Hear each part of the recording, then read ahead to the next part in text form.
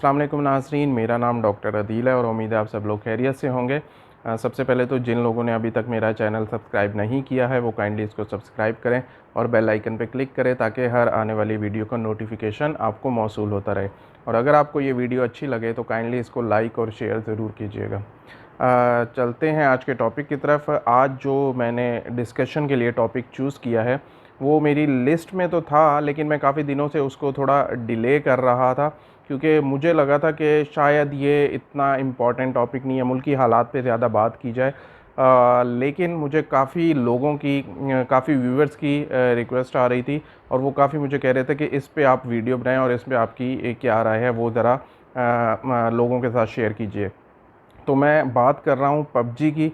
PUBG को जो ban कर दिया गया है और उसको बैन क्यों किया गया है, कैसे किया गया है, क्या वजूहात थी, करना चाहिए था, नहीं करना चाहिए था, बैन उठेगा, नहीं उठेगा, उन सब पे आज हम बात करेंगे। देखें, पबजी एक मेरे जैसे इंसान के लिए ये एक ऐसा ही है कि एक वीडियो गेम है और मुझे आज दिन तक इसका कुछ नहीं पता था। मैं एक आम आदमी और मेरे लिए इससे ज़्यादा इसकी कोई इसका नॉलेज नहीं था कि it's just a wastage of time, मुझे जितना पता था। यानी कि मैं आपको अपना थोड़ा सा एक्सपीरियंस शेयर करता हूँ। मैंने पिछले चंद दिनों में एक सेल फ़ोन ख़रीदना था। तो जब मैं सेल फ़ोन ख़रीदने के लिए शॉप पे गया तो मैं जिस सेल फ़ोन की भी बात करता था वो कहते थे इस पे पबजी अच्छा खेला जाता है, इस पे पबजी अच्छा नहीं खेला जाता, इस पे ग्राफिक्स बड़े अच्छे आते हैं, यानी कि इस तरह की बातें। और मैं कभी उसको बॉदर नहीं करता क्योंकि मुझे इंटरेस्ट ही नहीं था पबजी में और मैंने खेलनी ही नहीं थी। तो मैं उसको उस पॉइंट ऑफ व्यू से कभी भी नहीं सोचता था। तो मैं आपको ज़रा ये बता रहा हूँ लोगों में इसका क्रेज़ कितना है। लोग सारा सारा दिन पबजी खेलते हैं और वो कहते हैं ना, मोबाइल की मत मार देते हैं। तो इस तरह के यानी कि सीन है। अच्छा, चलते हैं ज़रा, मैं आप बात करता हूँ कि पबजी बेसिकली है क्या। इसमें हम थोड़ी सी बात करेंगे कि एक आम आदमी पबजी के बारे में क्या सोचता है और फिर बात हम करेंगे पबजी काम कैसे करती है और किस तरह ये वीडियो गेम चलती है, इसके फ़ायदे क्या हैं।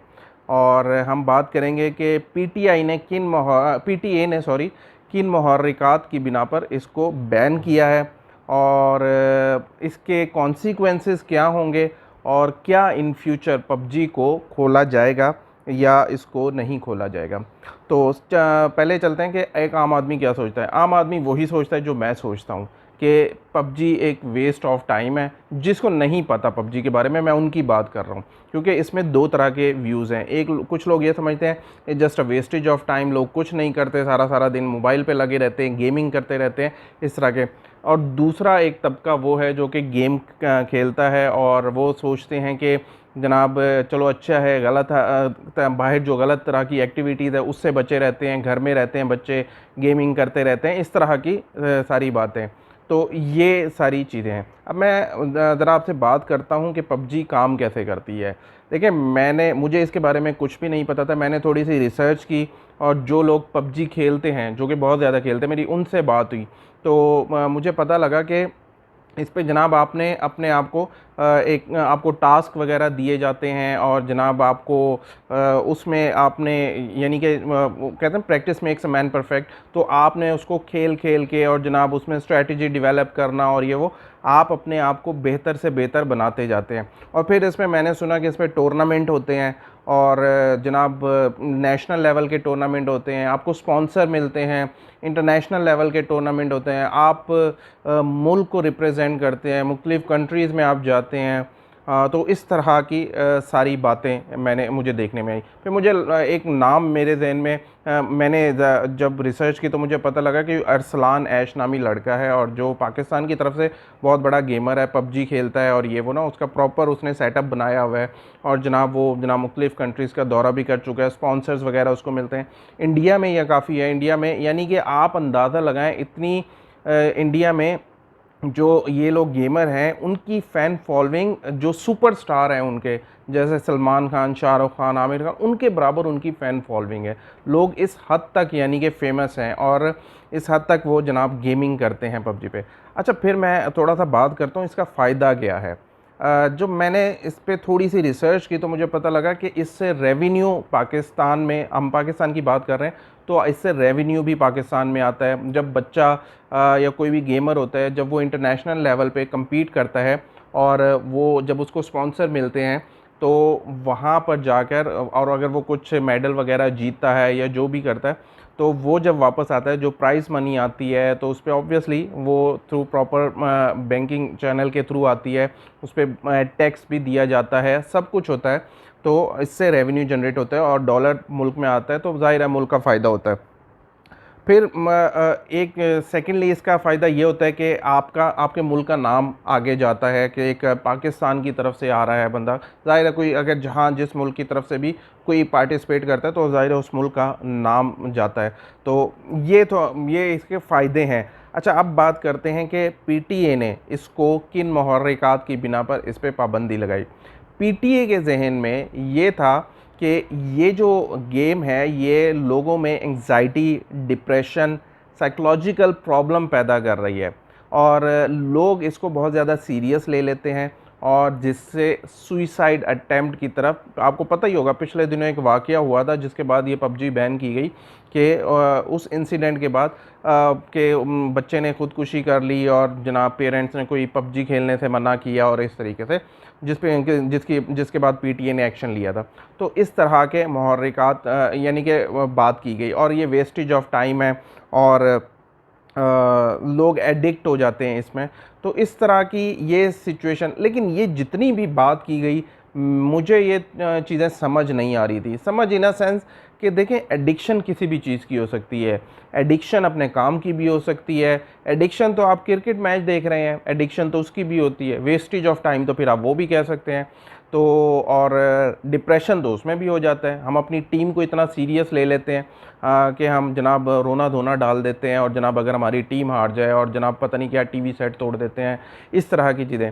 तो ये जो चीज़ें हैं ना, जिस बेस पे उसको बैन किया गया, वो चीज़ें कुछ समझ में आने वाली बात नहीं है। क्योंकि देखें, जहाँ पे सुइसाइड की अगर आप बात करते हैं, वैसे तो आपको प्रॉपर पता करना चाहिए कि सुइसाइड के पीछे, जिस बच्चे ने की उसके पीछे मुहर्रिकात क्या थे, क्या आया कि उसने इसी वजह से की थी या और भी कुछ चल रहा था।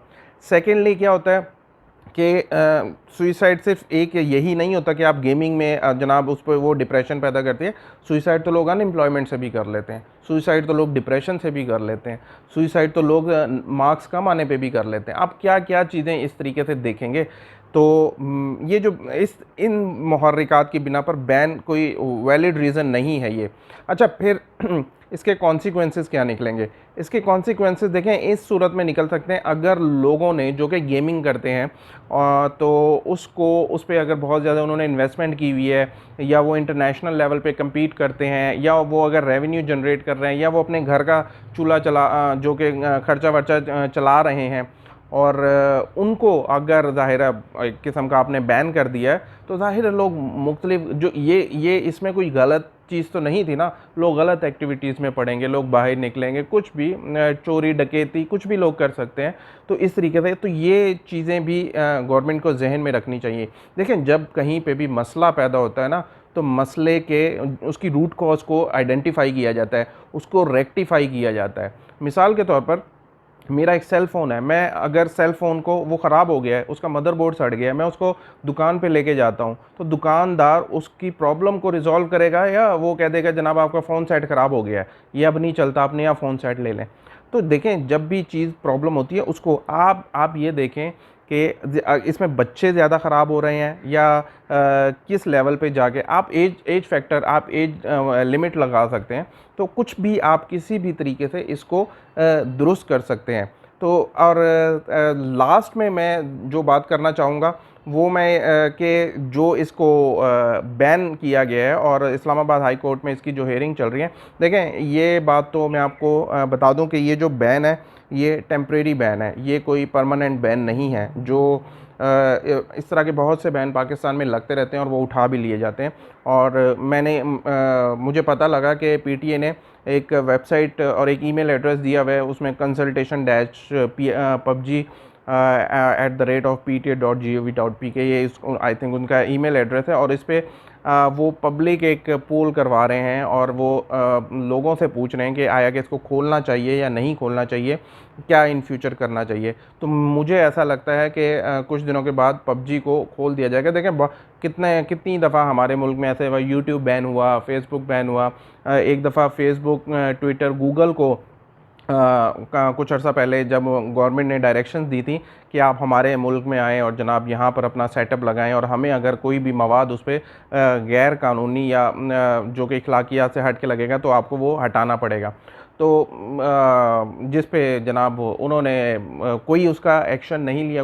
देखिए फेसबुक, गूगल, इनके पास कितना बिजनेस है। अगर आप नहीं आने देते, मुल्क में बैन कर देते, उनको कोई फ़र्क नहीं पड़ता, नुकसान आपका होगा। जो लोग जो कि उसको पॉजिटिव डायरेक्शन में यूज़ कर रहे हैं, उनका आप जो कि उनका एक इन्फॉर्मेशन का चैनल बंद कर देंगे।